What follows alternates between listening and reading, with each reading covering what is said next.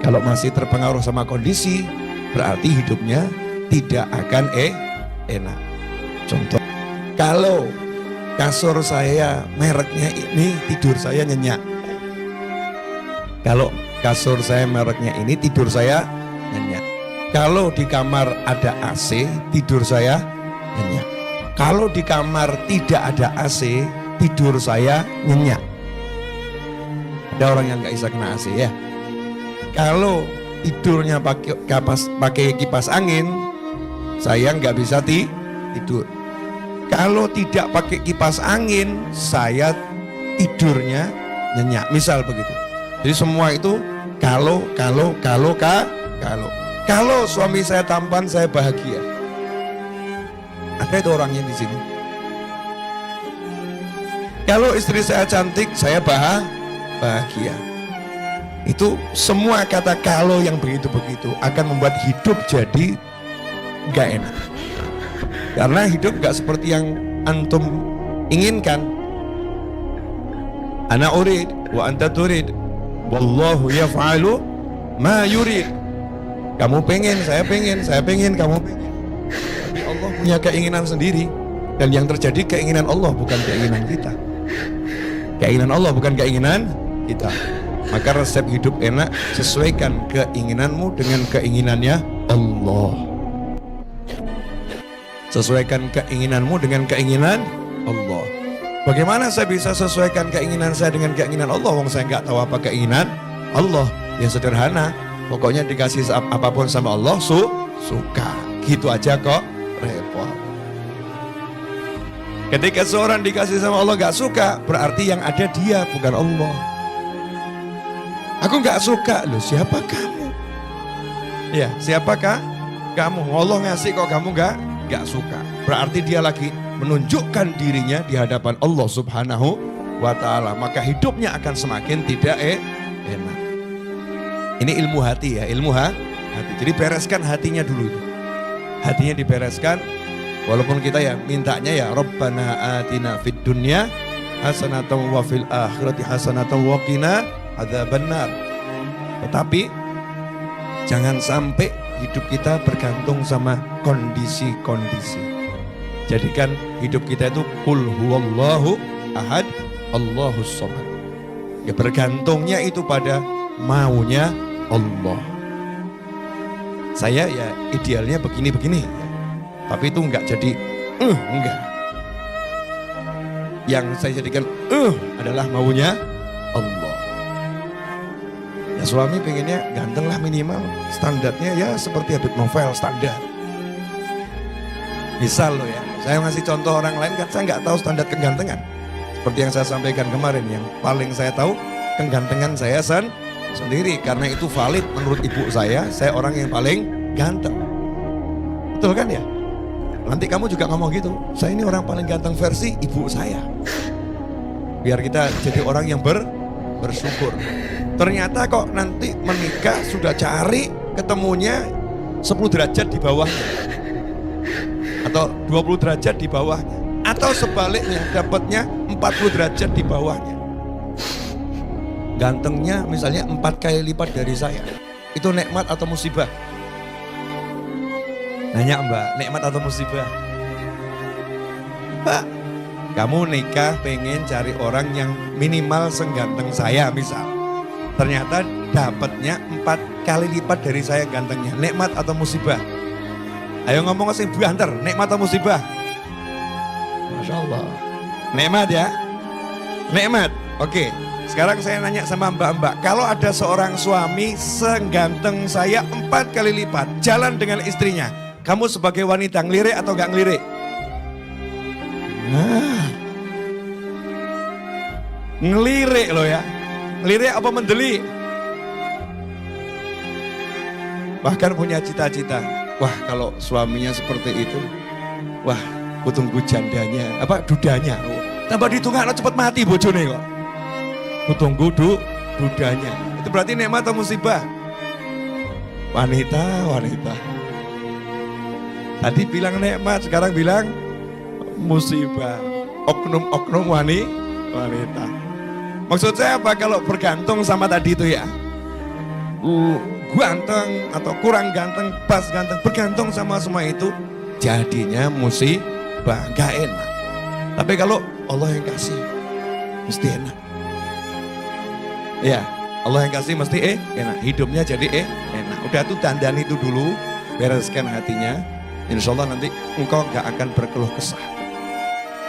Gak akan berkeluh kesah. Makanya Nabi SAW melarang seseorang minta sabar. Jangan minta sabar kamu. Minta sabar itu minta ujian. Dalam hadis ada sahabat doa minta sabar. Kata Nabi SAW, jangan minta sabar. Bil makna ya. Minta sabar itu ujian. Kalau sudah kena musibah baru minta diberi kesabaran. Rono udan rono angin. Allahumma paringi sabar. Loh, maksudnya apa ini? Gak ada hujan, gak ada angin. Santai-santai saja kok. Doa minta sabar. Doa minta sabar tuh kalau udah kena musibah. Tapi doanya jangan sampai kena musibah. Nah, sekarang cara sukses. Itu kemarin cara hidup enak. Gimana caranya biar kita sukses? Maka kita perbaiki dulu arti kata sukses. Ya, sukses itu apa? Apa sukses coba mas? Sukses itu apa mas? Menurut kata yang biasa kamu dengar, sukses itu apa?